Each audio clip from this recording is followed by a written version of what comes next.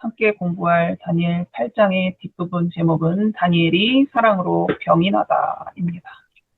기도하겠습니다. 사랑하신 아버지 하나님, 또 며칠간 잘 보살펴주시고 화요일 저녁에 다시 얼굴을 마주하고 말씀을 공부할 수 있도록 도와주셔서 감사합니다. 다니엘이 예언의 말씀을 듣고 다 이해하지 못했지만 병이 났다고 합니다. 다니엘의 마음에 있던 그 사랑이 분명 하나님으로부터 온 사랑이었을 것입니다. 오늘 우리가 그 사랑을 배울 수 있도록 인도하여 주시옵소서. 예수님의 이름으로 기도합니다. 자, 오늘 다니엘서 8장을 공부하면 드디어 8장을 지나가고 다음 주에는 5장을 공부할 수 있게 됩니다. 네, 다니엘서 2장과 7장과 8장에 나온 역사는 사실 다르지 않습니다. 다만 어떤 부분들이 좀 더 자세해지고 보는 관점이 달라져서 더 강조하는 내용들이 달라지는 거죠.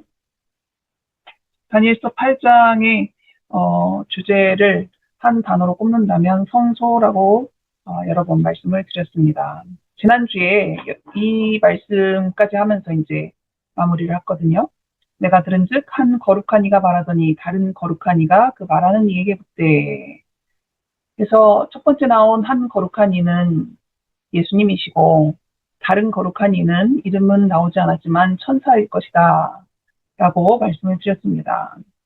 이 거룩한 두 분이 이야기를 하는데 그 말하는 이에게 묻되 환상에 나타난 바 매일 드리는 제사와 망하게 하는 제약에 대한 일과 성소와 백성이 내준 바 되며 짓밟힐 일이 어느 때까지 이를꼬? 라는 질문을 합니다. 그랬더니 그가 내게 이르되 2300주야까지니 그때 성소가 정결하게 되리라 하였느니라.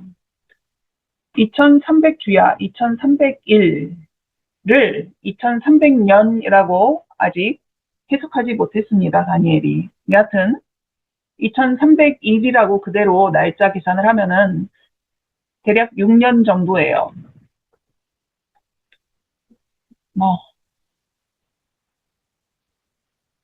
다니엘도 충분히 이해하지 못했기 때문에 이제 다니엘 8장 15절부터의 내용을 보면 나 다니엘이 이 환상을 보고 그 뜻을 알고자 할 때에 알고 싶었어요. 사람 모양 같은 것이 내 앞에 섰고 내가 들은즉 을레강 두 언덕 사이에서 사람의 목소리가 외쳐 이르되 가브리엘아 이 환상을 이 사람에게 깨닫게 하라 하더니 자 사람 모양 같은 것 사람의 목소리 거룩한 존재인데 사람 모양이다. 그러면은 누가 떠오르십니까? 예, 이분은 예수님이십니다. 아까 8장 13절에서는 거룩한 분이라고 거룩하신 이 이렇게 나왔는데 8장 15절에서 보면 사람 모양 같은 것, 사람의 목소리 이런 표현으로 바꿔서 예수님임을 이제 드러내고 있죠. 이 예수님이 가브리엘아라고 하면서 천사 이름을 부르면서 이 환상을 다니엘한테 깨닫게 하라라고 하십니다. 그렇다면 이 환상은 어떤 환상일까요? 사실 환상이라는 단어는 두 개의 히브리어로 나눠서 생각할 수 있습니다. 하나는 하존이고 하나는 마르에, 또 어떤 사람들은 그냥 마레라고 말하기도 하는데 하존이라는 단어를 쓸 때는 일반적으로 우리가 말하는 대부분의 이상이나 환상을 다 하존이라고 할 수 있어요. 다니엘서 1장부터 지금까지 쭉 봤던 이 내용의 대부분의 환상이라는 단어는 하존을 사용했습니다. 하지만 마르에라는 단어가 지금 8장 16절에 등장을 하는 거예요. 이 환상을 이 사람에게 깨닫게 하라 라고 했는데 이때는 환상을 하존을 쓰지 않고 마르에라는 단어를 썼습니다. 마르에는 사람 모습이 등장하는 환상입니다. 그래서 이 단어는 다니엘 8장 16절부터 썼지만 사람 모양이 언제부터 등장했는지는 조금 다르게 봐야 될 수 있죠. 8장에서는 양, 염소, 그 다음에 그 동물들의 뿔, 그리고 작은 뿔로 이어져서 계속 뿔에 대한 예언들이 이제 이어졌잖아요. 그런데 그 뿔에 대한 예언이 계속되다가 사람의 모양 같은 분들이 나오는 부분은 좀 아까 13절, 14절 거룩한 존재들 계속 동물 이야기처럼 뿔 이야기처럼 나오다가 어느 순간 사람 같은 그분이 거룩하다라고 나왔던 여기처럼 사람 모양이라고 나왔던 사람처럼 사람 모습이 등장하는 것은 13절부터인 것입니다.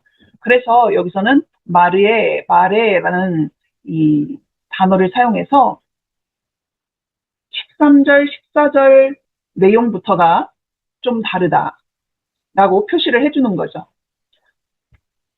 자, 이 거룩한 이들의 대화, 13절부터 14절에 나왔던 그 거룩한 분들의 대화의 핵심은 뭐였냐면은 2300 주야에 대한 내용이었어요.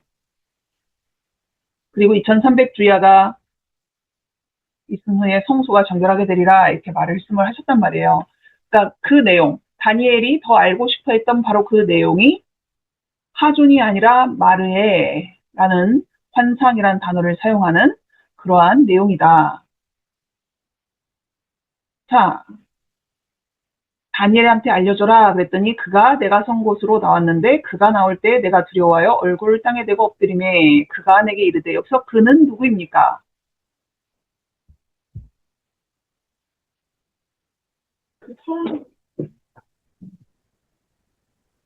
그는 누구일까요? 예수님. 예수님. 자, 16절. 가브리엘아, 이 환상을 이 사람에게 깨닫게 하라 그랬더니 그가 나한테 온 거예요. 그렇죠. 그러니까 17절에 나온 그는 가브리엘입니다. 근데 가브리엘이 다니엘에게 왔는데 다니엘이 두려워서 얼굴을 땅에 대고 엎드렸대요. 그러니까 예수님이 아니고도 하늘의 천사들도 그만큼 거룩하고 영광스러운 모습이 보이기 때문에 죄 있는 인간이 그 앞에 서기가 참 두려운 것 같습니다. 자, 가브리엘이 이렇게 자기 앞에 두려워서 얼굴을 땅에 대고 엎드린 다니엘한테 말을 해줍니다. 먼저 이렇게 세웠을 것 같지만 여하튼 뭐라고 하냐면 인자야 깨달아 알라. 여기서 가브리엘이 인자야라고 부른 사람은 누구예요? 그쵸. 지금 17장에서 그가 내가 선 곳으로 왔다. 그러니까 그가 나한테 왔다 했는데 그는 가브리엘이고 나는 다니엘이에요. 근데 가브리엘이 다니엘에게 뭐라고 했어요? 인자야라고 말을 하는 것입니다. 자, 다니엘한테 인자야라고 얘기를 했어요. 인자라는 단어를 들으면 누가 떠오르시나요? 예, 예수님이 떠오르죠. 그런데 왜 다니엘을 인자라고 불렀을까? 물론 성경에 다니엘한테만 인자라고 한 건 아니지만 여하튼 그 이유를 한번 보면은 일단 여러분이 아신 것처럼 인자라는 표현은 주로 예수님을 의미합니다. 근데 그거를 가브리엘이 몰라서 다니엘한테 인자야라고 부르진 않았을 거예요. 그죠? 예. 다 알만한 가브리엘이 다니엘을 향해서 인자야라고 부른 것은 다니엘이 지성소에서 봉사하시는 중보 사역을 하시는 예수님을 표상할 것을 드러내는 것입니다. 지성소 봉사 중에 제일 중요한 것이 중보 사역이잖아요. 근데 이제 지금 우리가 공부하는 건 8장이고 물론 우리는 다음 주에 5장을 공부할 거지만 그 그 책으로 그냥 보면 8장 다음에 9장이잖아요. 9장에서 다니엘이 기도하는 내용이 나오거든요. 근데 그 기도의 내용이 중보 기도예요. 그러니까 다니엘은 이 다니엘서에서 예수님을 표상하는 모습으로 등장할 때가 있다라는 것입니다. 그래서 가브리엘이 다니엘을 향해서 인자야라고 말을 하지만 이 다니엘의 모습을 통해서 예수님을 이해할 수 있도록 하시는 거죠. 그런데 이 환상은 정한 때 끝에 관한 것이다. 그런데 그거에 관해서 19절에 진노하시는 때가 마친 후에 될 일이다. 이런 표현을 씁니다. 그러니까 정한 때 끝에 관한 거다. 이 말은 진노하심이 마치는 때다라는 뜻이고 이 진노하심이 마치는 때는 다른 이렇게 정한 때 끝이나 뭐 진노하심이 마치는 때는 성경에 그대로 나온 표현이고 이런 말들의 그 의미를 생각해 보면은 끝부분의 기간, 끝부분의 절기 이런 표현으로 바꿀 수 있다라고 그래요. 유대인들에게는 절기가 7개가 있었잖아요. 6월절, 무교절, 요실절, 오순절, 그게 이제 봄에 이른 시기에 있는 절기들이고, 뒷부분에 있는 절기들은 나팔절, 대속제일, 대속제일이 다 끝난 다음에 초막절이 있었습니다.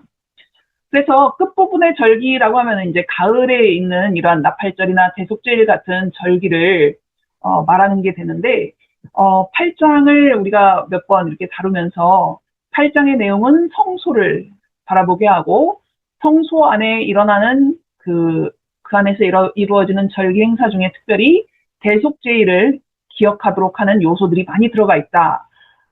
특히 뭐 2마리 나온 동물이 순양, 숫, 염소가 동시에 사용되는 절기는 대속제일이고 뭐 이런 이야기들, 그죠? 했었단 말이에요. 그러니까 이 부분에 가서도 끝부분에 절기라고 했을 때 나팔절도 생각할 수 있고 대속제일도 생각할 수 있지만, 예, 대속제일이 이 사람들에게는 이렇게 연관성 있게 지금 보일 수 있다라는 걸 이해하시면 되겠습니다. 다니엘이 이미 1260일에 대해서는 앞쪽에서 들은 바가 있어요. 근데 이 끝부분의 절기, 대속제일, 나팔절 대속제일이 실제 역사에서 일어나는 때는 1260년이 지난 후의 기간이었습니다. 좀 어렵죠? 자, 일단 정한 때 끝, 진노하심이 마치는 때는 원어적 의미를 생각했을 때 끝부분의 절기, 그래서 나팔절이나 대속제일과 관련된 기간으로 이해할 수 있는데, 그것이 실제 역사에서 일어난 때는 1260년이 지난 교황권의 세력이 한번 무너진 다음이죠. 그때 이후에 이런 일들이 있었다라는 것입니다. 하고, 이거는 제가 뭔가를 제대로 못했군요. 자, 그 다음 내용 8장 22절, 이 뿔이 꺾이고 작은 뿔입니다. 그 대신에 내 뿔이 났은즉, 작은 뿔 아닙니다. 여기서는 그 알렉산더 그 뿔 이야기고요. 내 뿔이 나고 내 나라로 나눠졌던 거, 그 다음에 그 나라 가운데서 내 나라가 일어나되 그 권세만 못하더라. 이거는 이제 그리스, 알렉산더와 그 다음에 내 나라로 나뉜 것을 얘기하는데, 23절에 이 내 나라 마지막 때라는 표현이 나오는데, 사실 이 표현은 좀 원어하고는 다른 표현이랍니다. 원어로 보면 이 내 나라가 아니라 이 세상 역사 나라들의 마지막 때라고 이해를 하시면 됩니다. 그때 누가 일어나냐면은 한 왕이 일어나요. 여기서 말하는 한 왕은 앞에서부터 강조해왔던 작은 뿔이 일어나는 것을 말하는 것입니다. 작은 뿔은 서로마 제국이 끝날 때쯤에 이제 등장을 하는데, 반역자들이 가득할 즈음이라는 표현을 썼어요. 근데 이 말은 의미를 살펴보면 하나님에 대한 반역이 가득할 즈음. 언제 하나님에 대한 반역이 가득했냐면, 그 요한계시록에 보면은 7교회에게 보내는 편지가 나오고 그 7교회가 각 시대를 표상하고 있다라고 나오잖아요. 에베소, 서머나, 버가모 뭐 이런 식으로. 근데 세 번째 버가모 교회 시대에 이 하나님에 대한 반역이 되게 많이 일어났다라고 하는데, 그 중에 제일 클라이막스가 콘스탄티누스 황제가 안식일을 일요일로 변경한 거예요. 하나님의 법에 분명하게 7째 날을 지키라라는 그것이 표현되어 있음에도 불구하고 이 황제가 안식일을 일요일로 변경해버린 거죠. 하나님에 대한 반역이 가득할 즈음 버가모 교회 시대에 이 작은 뿔이 일어난 것입니다. 그런데 얼굴이 뻔뻔하대요. 얼굴이 뻔뻔하다는 얘기는 흉악한 얼굴이라는 의미를 원어적으로 가지고 있는데, 이 흉악한 얼굴이 뻔뻔하다, 이 표현은 바벨론을 가리킬 때 썼던 표현이라고 합니다. 바벨론이 어떤 나라냐면은 하나님의 백성들이 살고 있던 유다를 멸망시킨 나라인 거죠. 그러니까 이 작은 뿔은 하나님의 백성을 멸망시키려고 하는 특성을 가지고 있다라는 의미예요. 실제 바벨론이 다시 살아나는 것은 아니지만 이 작은 뿔이 역사 속에서 하나님의 백성을 멸망시키는 그런 일을 하는 역할을 하는 것이 바벨론과 비슷하다라는 의미가 되는 것입니다. 얼굴은 뻔뻔하고 속임수에 능하다라고 나왔는데, 이 단어는 좀 애매해요, 이해하기가. 왜냐면 여기 제가 적어놨지만 비유를 분별하다라는 의미로 적어놨거든요. 왜냐하면 여기서 속임수라고 나온 단어는 실질적으로 수수께끼라는 뜻도 있고 비유라는 뜻으로도 사용되기 때문입니다. 근데 선지자들도 그랬지만 특별히 예수님은 비유를 많이 사용하셨죠.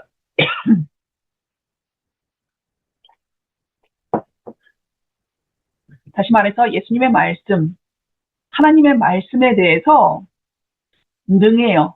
그것을 분별할 수 있는 어느 정도의 능력이 있다라는 것입니다. 무엇이? 작은 뿌리. 이전에 바벨론은 좀 아까 얼굴이 뻔뻔하다 한 게 바벨론하고 닮아서 이런 표현을 썼다라고 했잖아요. 근데 옛날 바벨론은 하나님의 말씀에 대한 지식은 없었어요. 물론 다니엘이 가서 좀 알려주고 뭐 이런 거는 있었지만 실질적으로는 그게 있었다라고 말할 만큼 나라에 뭐 그런 특징을 가지고 있지는 못했단 말이에요. 그런데 작은 뿔은 하나님의 말씀에 대한 지식이 있었다라는 거죠. 그게 완벽하다라고는 볼 수 없지만 그래서 이 작은 뿔의 특징들이 이렇게 지금 나오는 것입니다. 자, 다시 한번 정리할게요. 얼굴이 뻔뻔하고 속임수에 능하다라고 작은 뿔에 대해서 설명을 했는데 이 말은 흉포한 얼굴, 바벨론을 닮은 흉포한 얼굴에 수수께끼, 비유를 분별할 수 있다라는 뜻이고요. 이 말씀은 이기적이고 파괴를 자행하는 바벨론의 특성을 가지면서도 성경에 대한 지식을 가지고 있는 것이 이 작은 뿔의 특징. 다른 표현으로 영적 바벨론의 특징이라는 것입니다. 영적 바벨론이라는 표현은 물리적으로는 실제 바벨론이 다시 생겨난 것은 아니지만 그 정신이 바벨론과 비슷할 때 영적 바벨론 또는 영적 애굽 이런 표현들을 써요. 애굽의 정신을 갖고 있으면 영적 애굽, 바벨론의 정신을 갖고 있으면 영적 바벨론. 하지만 이 바벨론과 애굽의 정신은 크게 다르지 않습니다. 그래서 이런 표현이 나올 때 실질적으로 그 나라가 다시 복원됐다 이런 뜻이 아니라 그들이 가지고 있던 정신을 계승하거나 다시 갖게 됐다라는 의미로 보시면 돼요. 그게 뭐냐면 작은 뿔의 특징인 것입니다. 영적 바벨론의 특징. 하나님의 백성을 멸망시키려는 그렇지만 하나님의 말씀에 대한 지식도 어느 정도 가지고 있는 거죠. 물론 그것을 악용하는 것이 영적 바벨론의 특징이겠죠. 자, 8장 24절입니다. 작은 뿔의 권세가 강할 것이나 자기의 힘으로 말미암은 것이 아니며 사실은 8장 24절은 지난번에 정리를 했었어요. 그렇지만 다시 보겠습니다. 자, 작은 뿔은 군사력을 가지고 있지 않았어요. 교황권의 특징입니다. 군사력이 없었지만 다른 나라의 정치 세력들하고 연합해서 그들의 군사를 교황권이 사용을 하게 됐죠. 그래서 군사력을 그런 식으로 가지게 됩니다. 그가 장차 놀랍게 파괴 행위를 하고 파괴 행위는 하나님의 백성을 멸망시키려는 그런 행동들입니다. 자, 자의로 행하며 형통하며 했는데 자의로라는 단어에 제가 괄호를 쳐놨는데 이건 원어에는 없는 단어라서 그렇습니다. 여하튼 이 의미는 작은 뿔이 하나님의 율법을 행하지 않고 오히려 하나님의 계명의 때와 법을 바꾸었는데도 형통하였다. 좀 전에 우리가 봤던 그 뻔뻔하고 속임수에 능하고 이 표현을 할 때 이 속임수에 능하다라는 표현이 하나님의 말씀에 대한 지식이 있다라고 했잖아요. 그런데 지식은 있는데 하나님의 계명을 바꾸는 거예요.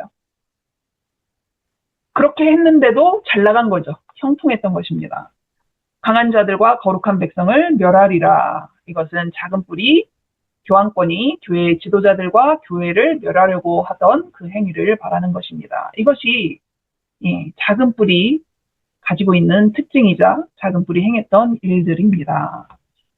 자, 25절 그가 꾀를 베풀어 제 손으로 속임수를 행하고 마음에 스스로 큰 체하며 자, 교황권, 작은 뿔은 성경에 대한 지식을 가지고 교묘하게 속이는 것입니다. 꾀를 베풀어 속임수를 행하고 자, 속여서 지상교회의 장자의 권리를 가로챘다. 그런 거를 우리가 수위권, 교회 중에서 세상에서 자기가 제일 높아 뭐 이런 거 있잖아요.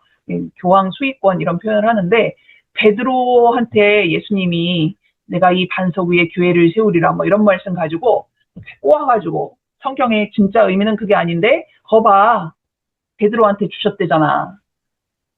근데 우리 교황권의 첫 번째 교황은 베드로야 이런 식으로 이제 해석을 한단 말입니다. 그래서 자기들이 모든 교회의 장자의 권리를 가지고 있다라고 주장을 하는 거죠.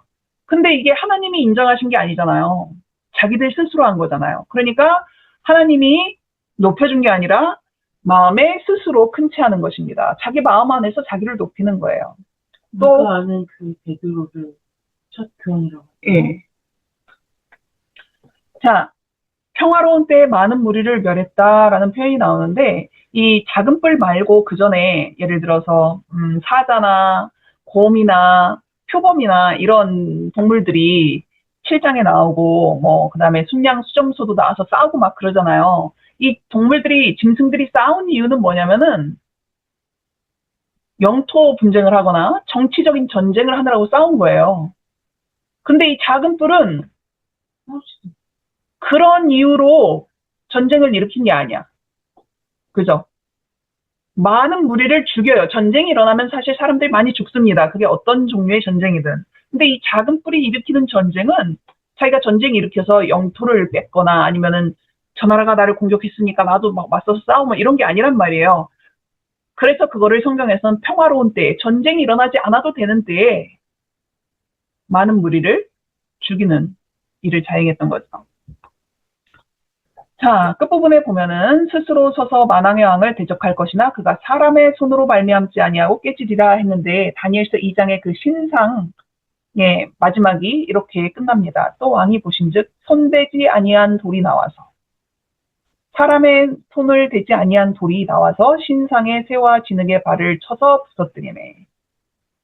그가 사람의 손으로 말미암지 아니하고 깨지더라.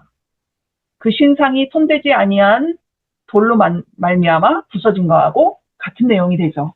결국 우리는 2장, 7장, 8장에 나온 이 환상의 내용이 같은 역사를 계속 다루고 있다는 것을 확인할 수 있게 되는 것입니다.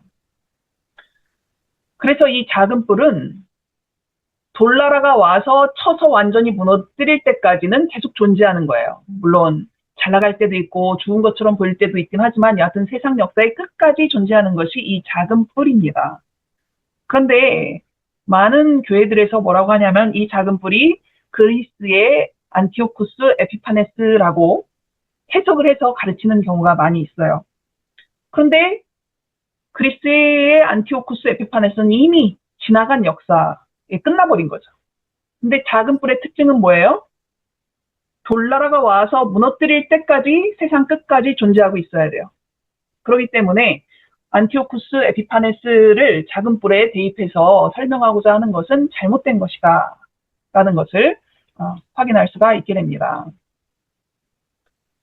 이제 마무리를 하면서 이런 이야기가 나옵니다. 이미 말한 바 쥐하에 관한 환상은 확실하니 2300쥐하에 관한 내용이 확실하다. 그 환상이 확실하다 라고 말을 하는데 이 확실하다라는 단어는 신실하다, 성실하다, 확실하다, 진리이다 이런 뜻을 가지고 있어요. 다시 말해서 이 2300주야에 대한 예언은 진리이다, 변하지 않는다, 확실하다라고 말씀해 주시는 겁니다. 그런데 다니엘이 8장의 내용을 다 깨닫지 못했어요. 그러니까 우리가 지금 8장 내용 되게 어려워하잖아요. 들어도 무슨 내용인지 모르는 것 같은 내용이고 그럴 때 너무 실망하실 필요는 없어요. 예, 다니엘도 깨닫지를 못해가지고 그랬던 부분이니까. 물론 다니엘에게는 감춰졌던 내용이고 우리에게는 펼쳐졌지만 우리가 이해를 하기 힘든 거는 내용 자체가 그렇게 만만하지 않은 것이면은 분명한 것 같습니다.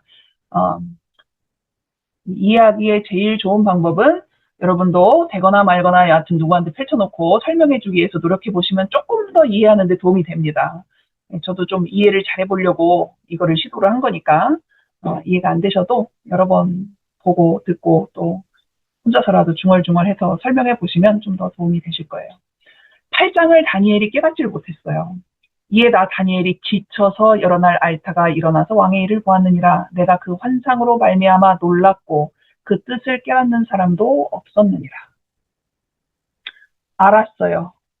이 환상의 내용이 다니엘에게 너무나 충격적이고 근심이 되는 내용이었어요. 다 이해를 못했는데 무슨 근심일까요?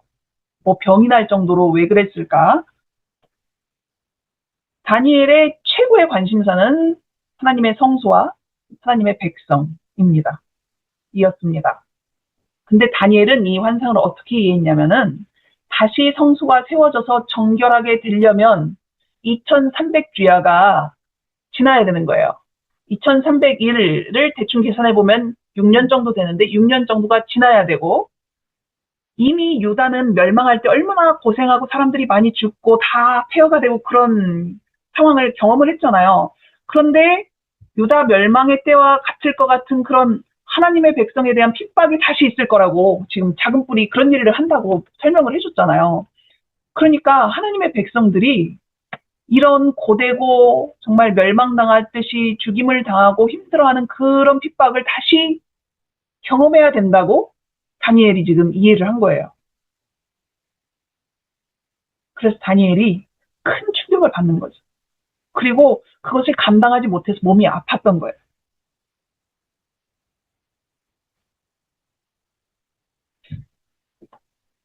사실 저는 제가 무척 튼튼한 편이고 무덤덤한 사람이라고 생각을 하는데 저도 일을 하다가 학원에서 일을 할 때 되게 스트레스를 많이 받은 때가 있었겠죠. 근데 이제 저는 밤사이에 일어난 일들을 사실 거의 다 모르는 사람이에요. 잠을 자고 나면 꿈도 기억도 잘 못하고 그러는데 이제 오랫동안 같이 살아온 저희 룸메이트 여러분이 아시는 그분 있잖아요. 예, 그분이 그런 말을 할 때가 있었어요. 제가 학원에서 스트레스를 엄청 받으면은 잘 때 신음을 했대요. 저는 그냥 아침에 일어나서 아무것도 기억을 못 하는데 이제 예민한 누군가는 제가 힘들어하고 신음소리를 내면서 잔 거를 이제 아는 거죠. 그거는 제가 뭐 엄청 사랑이 많아서 그랬던 건 아니에요. 힘들어서 그랬지. 스트레스 받아서. 근데 다니엘은 자기가 뭐 고통당하고 이런 게 문제가 아니라 하나님의 성전이 세워지려면은 이렇게 오랜 기간을 또 기다려야 된다라는 것. 6년 별거 아닐 것 같은데 다니엘한테는 그게 되게 마음 아픈 일이었어요. 게다가 그런 일들이 일어나는 것뿐만 아니라 그래도 여하튼 성소는 정결이 된다니까 괜찮지 뭐 이렇게 생각할 수 있지만 그런 문제뿐만이 아니라 하나님의 백성이 그렇게 힘들었던 그 고난의 시간, 죽임을 당하고 멸망을 당하고 뭐 이렇게 되는 그런 핍박받는 시간을 다시 겪어야 된다라는 그거에 다니엘은 견딜 수가 없었던 거예요.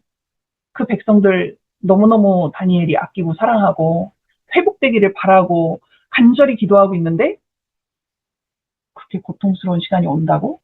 그것이 다니엘을 너무나 아프게 했던 거죠.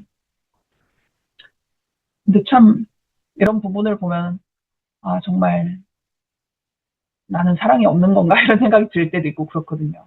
저는 나를 위해서가 아니고 내 가족이나 가까운 친구를 위해서가 아니라 민족을 위해서 우리나라 국민을 위해서까지는 이런 마음이 잘 안 생기는 것 같아요. 물론 나라를 위해서도 기도하고 정치인들을 위해서도 기도할 때도 있지만 이런 마음까지는 아니었다라는 게 이제 솔직한 고백이 되는 거죠. 그런데 다니엘은 이만큼이나 자기 백성을, 하나님의 백성을, 하나님의 성소를 사랑했다라는 것이 그의 몸의 반응으로 나타난 거잖아요. 자, 이렇게 8장의 내용을 우리가 다 이해하거나 기억하진 못해도 한번 살펴보기는 했습니다. 이 8장의 사건이 일어났을 때가, 이 환상을 받았을 때가 벨사살 왕 3년이었어요. 벨사살은 바벨론의 마지막 왕이었습니다. 자, 그래서 우리가 벨사살 왕 3년에 일어난 다니엘서 8장을 공부를 했고, 이제 다음 주에 공부할 다니엘서 5장은 벨사살 왕 마지막 해, 마지막 날 일어난 사건을 다루는 내용입니다. 그래서 다니엘서 5장을 읽으시면서, 5장에 나온 이 사건이 다니엘 역사 마지막 날의 사건이다. 라는 것을 이제 기억하시고, 읽으시면 조금 도움이 되지 않을까 싶습니다. 그래서 다음 주에는 다니엘서 5장을 읽어오시면 되겠습니다. 다니엘서 8장보다는 훨씬 수월하게 재미있게 공부할 수 있을 것 같습니다. 자, 기도하고 마치도록 하겠습니다. 아버지 하나님, 다니엘이 어떤 사람이었기에 인자로 불리웠는지 조금은 알 것도 같습니다. 그가 예수님처럼 중보하는 그런 기도를 했을 뿐 아니라 예수님이 가지셨던 그러한 사랑으로 자기 민족을 바라보고 하나님의 성소를 바라보았기 때문이 아닐까 싶습니다. 아버지 우리에게도 그런 사랑이 있게 도와주시옵소서. 예수님의 이름으로 기도합니다. 네.